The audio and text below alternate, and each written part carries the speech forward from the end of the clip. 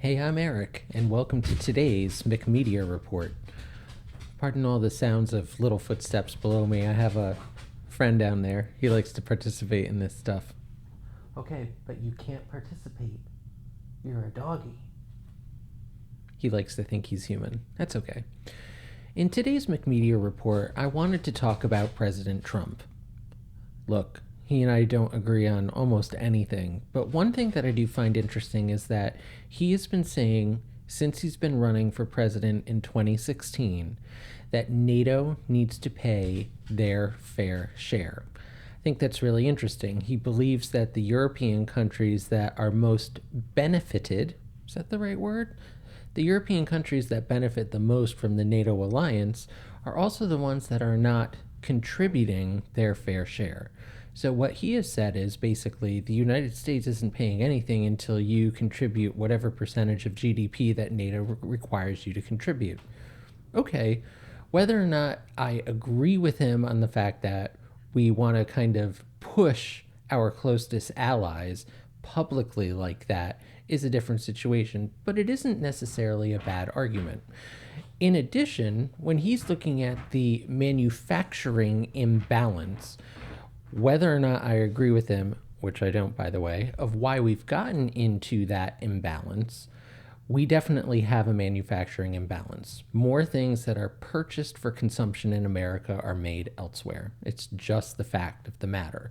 So he's trying to right that wrong by making the countries that have been sending us their cheaper products pay a higher share in tariffs. Now, I understand the countries don't pay the tariffs. At the end of the day, it's the consumers who buy those products who are the ones that are paying the tariffs. Look, take that part out of consideration.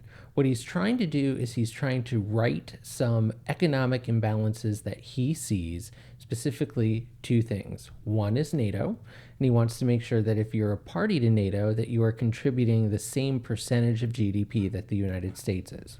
Okay. And also, if you're a country that is doing more exporting to the United States of your cheaper goods at the expense of our hardworking American citizens who are out of manufacturing jobs, okay, I might see that he has a point.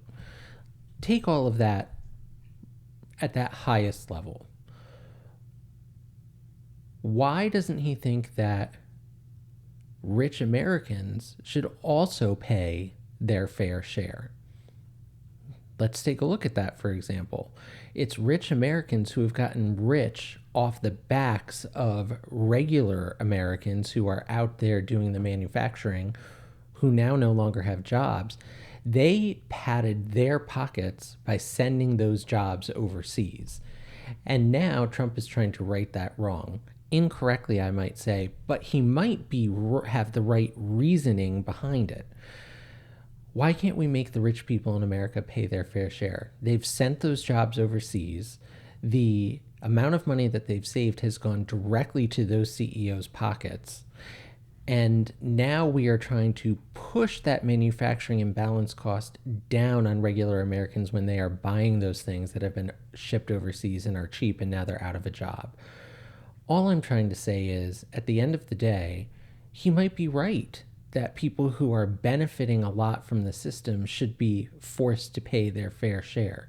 Apply that equally to the rich fucks in the United States who get to push all of their problems down on regular people and not have to pay nearly the same percentage in taxes.